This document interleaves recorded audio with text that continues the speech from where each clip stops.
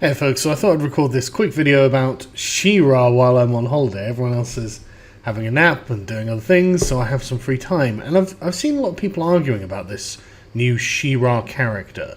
That's the old one, and that's the new one. And that's, I guess, a modification where you can see it looks kind of boyish. That's true. Do I care about this? Not in any way, shape or form.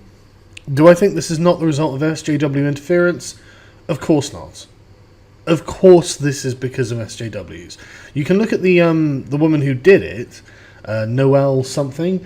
She's a butch lesbian, lives in California, in LA. She is part of this culture, because this is what this culture is.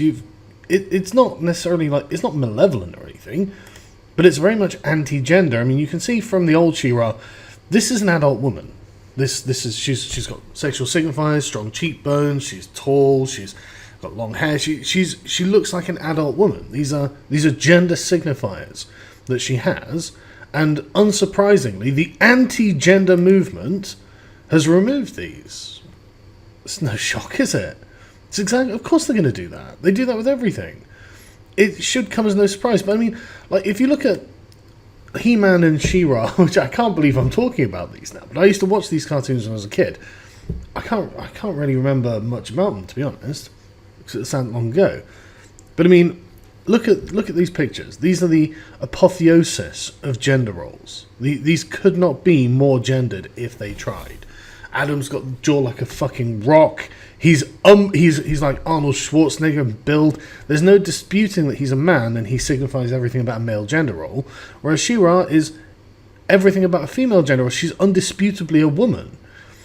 Unsurprisingly, you know, the SJWs are trying to remove that. That's no shock. Now, I looked at that Noelle woman's timeline. She appears to be a sort of butch lesbian type, which, okay, that's fine by me. And yeah, unsurprisingly, she's produced an androgynous, gender questionable thing. Okay, I don't care.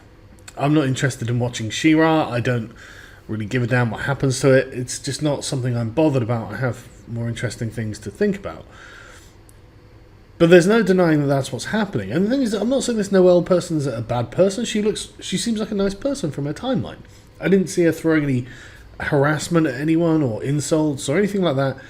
She's just the sort of California lefty type. Okay, that doesn't make her a bad person. Just means she's going to make media I'm not particularly interested in, which she apparently has. I'm more interested in looking at this like the continual infantilization that millennials try to insist on putting into their media. This is the thing about like degenderizing things. You're making them childlike. You know, that's an adult woman. That's not an adult woman. That's obvious, even if you were to hide the fact that it looks like a boy. Adults. These are adults.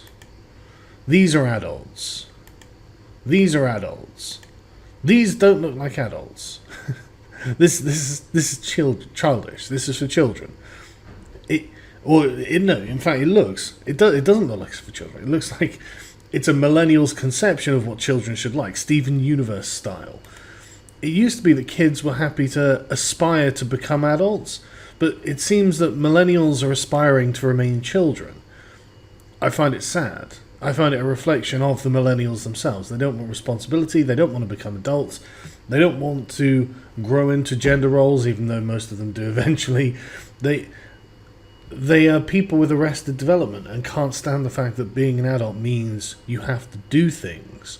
There are certain expectations of you. They don't want these expectations. They want to remain as perpetual children. They're a generation that's going to eventually come and go, die out because they didn't reproduce. Their ideas are wholly unpalatable to most of humanity, and nobody really gives a shit about what they think.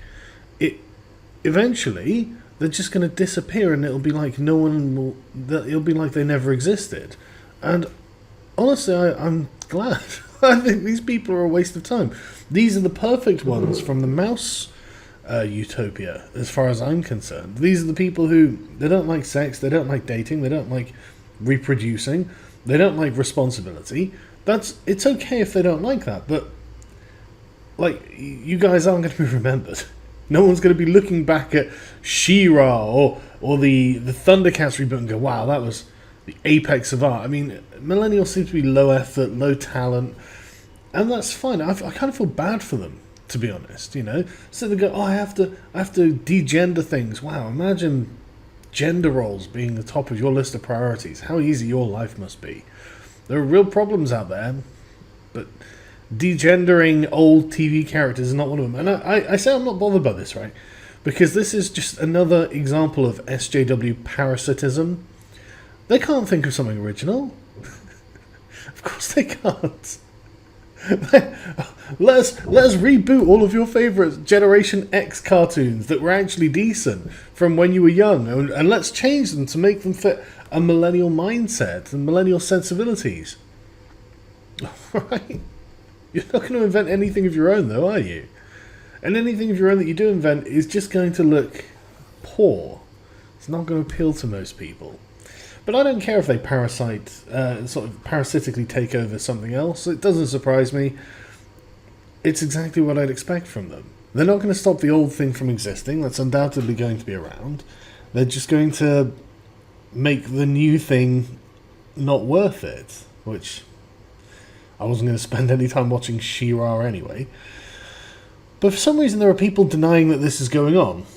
And to those people I would ask, well, what other movement is interested in abolishing gender roles? What other movement would take something that is clearly highly gendered and try and turn it into something androgynous? What other movement holds these as ideological precepts and principles along which they operate consistently in every sphere that they interact with? Someone posted a video by a guy called Robin Gamer, which was really good, and it was about the social justice influence over The Last of Us, which there obviously was, and again how it's attempting to kind of break down the gender roles. I don't know why we're even debating this. That's obviously what social justice warriors do, or I guess we'd call them regressives if you don't want to call them SJWs, because these people are literally trying to regress back to their own childhoods because they can't handle being an adult. But the idea that this isn't happening, well, it's obviously happening. I mean, look, they're obviously doing this. The idea that we have to do something about it, well, maybe. I mean, it's up to you. I don't think the companies are going to care, because generally these are companies that are based in California, and they're never going to submit to someone from like the Midwest or from a different country or something who has a different opinion. They're too mired in their own culture. Let them have it. You know, if you guys need to have something that's like 30 years old because you can't invent anything new and you need to bastardize it, then okay, sure, you do, go nuts. I don't care. It's not gonna destroy gender though, is it? It's not gonna destroy the patriarchy. It's not gonna be popular. It's not gonna change the world.